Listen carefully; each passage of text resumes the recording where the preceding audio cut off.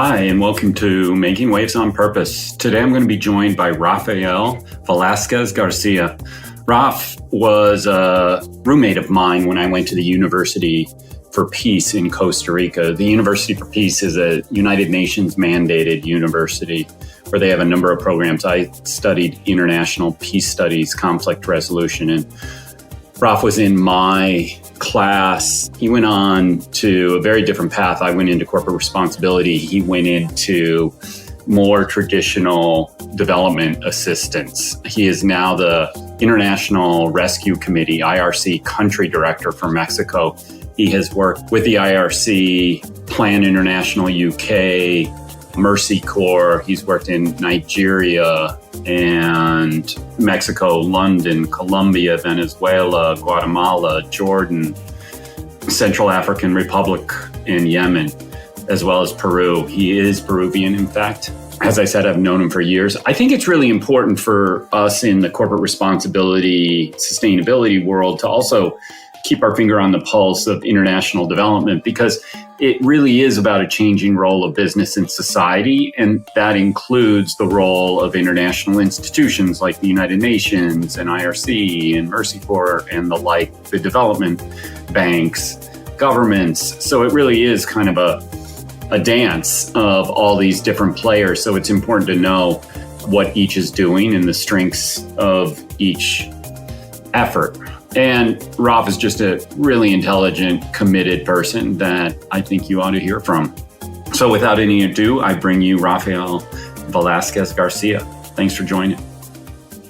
Raf, thanks for joining. My pleasure. Good to see you. Yeah, good to see you. It's been a while since we were together at UPeace. Tell me, what have you been up to? Sure. So after leaving UPeace, I had a lot of luck. I landed a job as a national team member at the United Nations in Lima, Peru, working for the Disarmament Agency. And I did that for 1 year. And I got a call from a UPeace teacher, actually. And he said, I have a job for you in South Africa. It pays half of what you're making. We're not going to pay for your tickets. We're not going to pay for your rent. And you have to figure out a way to get there. And I took the job that moment because I was miserable working for the United Nations. And from that moment on, I started working more into peace building. And I ended up I moved to Sudan after a while. I was there with Plan International, with International Organization for Migrations. Then I moved to Ethiopia with Mercy Corps. Then I moved to Yemen. At that point, I do a shift because I had been working on conflict management, peace building, violence prevention. And at that point, I do a couple of consultancies here and there, and I get offered my first country director job in Nigeria. I moved from the programmatic, thematic to the more management role. And we had to start up an office in Nigeria. And I felt really good because we had a dicey situation in Yemen with security. And my former boss calls me and says, I think you've done a great job in Yemen. You want to lead the setup of the operations in Nigeria. And I was like, wow, that's a big jump. Sure, I'll take it. Then I found out that he could not find a country director to start operations in Nigeria. And that's why he offered me the job. It was a great leap. And then from there, I went to do a little bit cross-border work into Syria and Jordan. Then we went to Guatemala as country director again, then to London following my wife, and then to Lebanon again as country director. And now I'm here in Mexico. So I'm the country director of the International Rescue Committee. It's a humanitarian organization working in 40 countries, focused on basically providing humanitarian and relief response to people who are displaced, migrants, refugees, asylum seekers, providing basic services, protection services, access to information, legal services, among many other things in a nutshell. Well, that must be a huge job in Mexico, given so much transit and migration through Mexico. Tell us a little bit about what you're seeing and what the IRC is doing.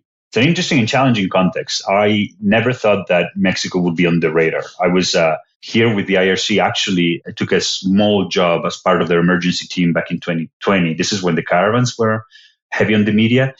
And it started with a very modular response in Ciudad Juarez, looking at child protection and preventing and mitigating gender-based violence. And at that time, it didn't look like we would be able to sustain an intervention in Mexico on the long term. It's a middle-income country. It's an OECD member. It's one of the largest economies, 13th largest economy in the world. So the perspective from outside is that there's no crisis in Mexico. But the reality is that although you wouldn't compare it to Ukraine, Yemen, there are some nuanced elements of a crisis. For example, in the last 2 months, we've seen an increase of 160% of asylum seekers from Haiti. So all the people from Haiti. And the way I see it is that Mexico's become the last mile for a lot of people. And it started being people from the Northern Triangle, Salvador, Guatemala, Honduras, a lot of them fleeing violence, a lot of them fleeing climate change and what it has done to their livelihoods. A lot of them just people from the LGBTQI community who can't live in their communities and just looking for a better future. Then it became the Venezuelans, 7 million people left the country and a lot of them ended up transiting through Mexico. Now is Haiti. Next week would be Cuba. Is just constant, and Mexico is the last mile. And what I was mentioning to you earlier is that a fact that really surprised me was that Mexico is the third country in the world in terms of asylum petitions. So US is number one, Germany is number two, and Mexico is number three. And that's something that many people don't have on the radar. So there's a lot of work for us in Mexico. And that's not even talking about internal displacement due to violence, which is also a huge issue. Yeah. And Mexico's got a challenging political context these days. Really interesting. Well, first of all, I love your story of your after college where you went. I get this conversation with people looking for jobs quite often is what's the next job? And yours is a super nonlinear path as mine has been. So that's really interesting to see how it's kind of all worked out, which I think is the truth for most people, that it does work out. Tell me about, how should people be thinking about Mexico, how Americans, I would say, and or Europeans thinking about migration and these issues and how they're affecting the responsibility that these countries have more globally, but also to their own population. How should people be thinking about this? I think that when we interact with banks, with philanthropic groups, with foundations here, you're starting to see some of that change of mindset because there's been a big push, I think, lately looking at the environment to become more active in that front. There's always been a lot of interest in the issue of education, access to education services. We have, for example, here partnership with the Citibank Group, and they support more than 13 partners doing a number of different activities in terms of livelihood support. Our area of expertise is livelihood support for people on the move, migrants, refugee, asylum seekers. But I think what's happening is that more and more, not just in the Western Hemisphere, which applies the arc of the crisis that goes from Peru all the way down to Mexico, and you can include the US if you want to, but also in the Mediterranean and also outside of Syria. Migration, I think, is going to be the new normal, and I hate that cliche, but it is going to be the new type of crisis response. It's happening right now in Mexico, but it happens in Colombia, it happens in Peru. So this dynamic, not just of host communities and displaced people, this dynamic of how do we support refugees or people transiting through a country is now part of that dynamic in terms of what business can do something about. And we're seeing it here in Mexico. I think it's in its nascent stages, but you're seeing it happen more and more. And it's really interesting. There's a very basic view in terms of support, and we get a couple grants here and there. And then there's businesses that are starting to see it as part of their business model. For example, we signed an MOU with Uber here in Mexico and their legal partner. In the ceremony signing the MOU, we were discussing the idea of a lot of people that their profile fits the model of the type of employers they would like to have. You have people who are educated, who maybe have driving experience, who have done this in other countries, who could very well fit in their systems. Being able to be ahead of the conversation in terms of how this can be a win-win for both, it's actually something that I'm seeing happening more and more here in Mexico. I love the use of the word mindset too, the change in mindset, because as we see demographic changes, I was reading something, I think it was The Economist, that said by the end of the century, there could be half as many people in China because of demographics. We're seeing it play out in Japan today. And the kind of insular model of Japanese culture is actually hurting them because they're not a particularly immigration-friendly country just because of their cultural norms. How are you seeing that in Mexico? Because Mexico is a poor country, has its own set of challenges. And now these people, are they seen as a net benefit, or is it seen as kind of a brake on the engine or additional kind of, for lack of a better term, mouths to feed? I think it depends on who you ask and how it's set up. So politically speaking, and I got to be careful what I say here, but ideologically speaking, the government of turn right now is one that talks about open arms. But we've seen this before elsewhere around the world. It's really about a point of where you reach breaking point. And we saw it in Jordan the first couple of years with all the Syrian refugees. The first year you talk about our brothers who are displaced, we must help them. The second year it starts going yeah, it might be an economic opportunity. Third year, xenophobia starts kicking in. You start seeing serious issues of social cohesion and violence outbreaks. In Mexico, I think that we're not here in a position. I think the people of Mexico are still very welcoming to a lot of these communities. And again, they're very, very diverse. It's one thing to talk about how welcoming they are to Haitians, and it's another thing to say how welcoming they are to El Salvadorans and Hondurans. It's not the same. They're also different profiles. People from Venezuela arrive with certain resources that many people that come from Honduras don't.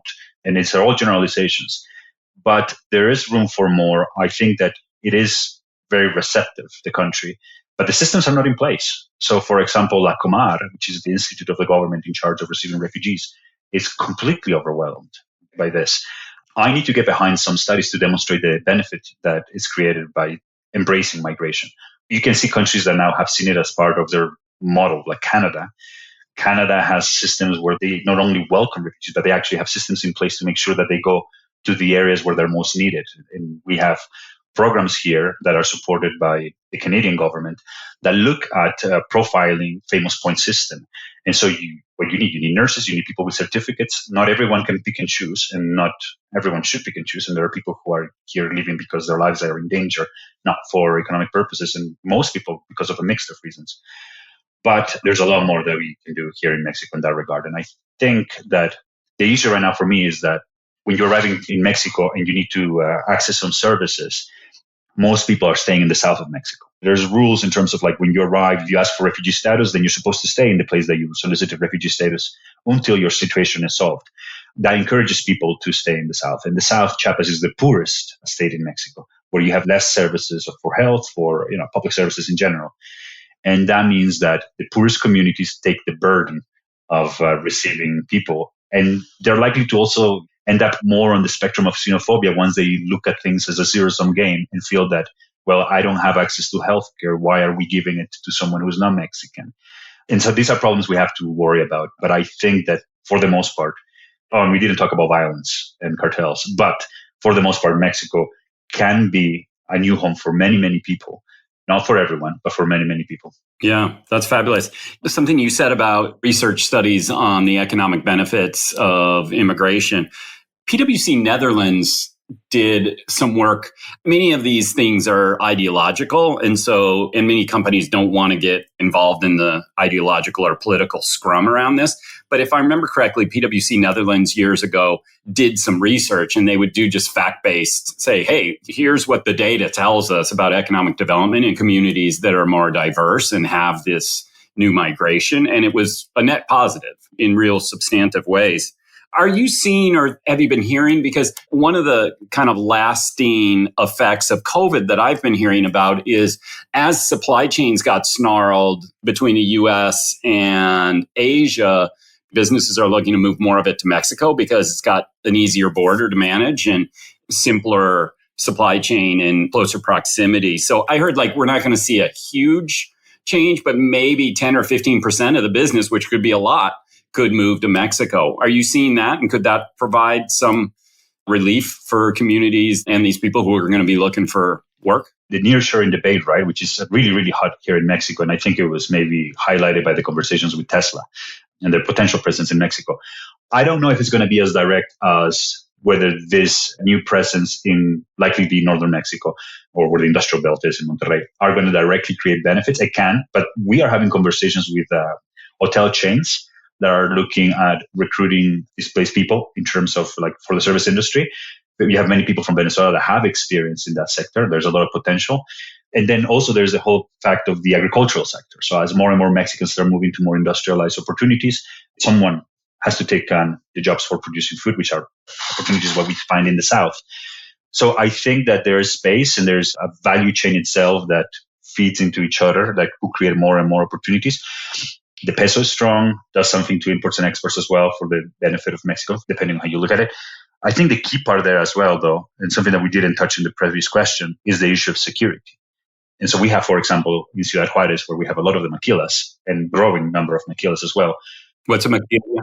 So it's basically a fabric. It is the term that is used for people who work in fabrics, mostly assembly points of vehicles was the origin of it. Those ones are going to generate a lot of opportunities. But we also have to recognize that Mexico has a lot of challenges in terms of safety and security in many of the states. Yeah. Really important work, and I'm glad you're doing it. I know that you had triplets a couple years ago, so I usually ask people what they're doing for fun. I'm sure that has a fun component to it and some challenges. Tell us, besides taking care of triplets, what are you doing for fun? Nothing. The taking care of the triplets is the fun, and it's all the time that I have left now. So absolutely nothing. I used to go running and enjoy trail running. Nowadays is just that, and hoping that eventually we'll find some spaces for rest.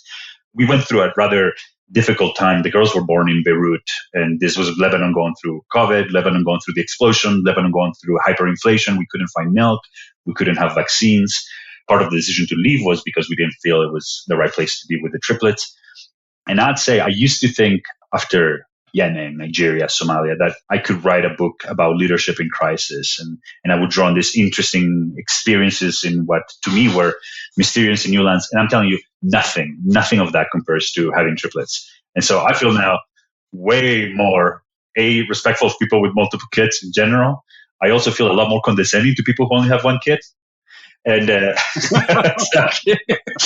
take no complaining from people with one single kids, but it is an experience, and I think it's a learning one. Now, I think I'm taking a lot out of the stress management from my family life now and bringing it to my work life. This has been way more insightful and profound. Fabulous.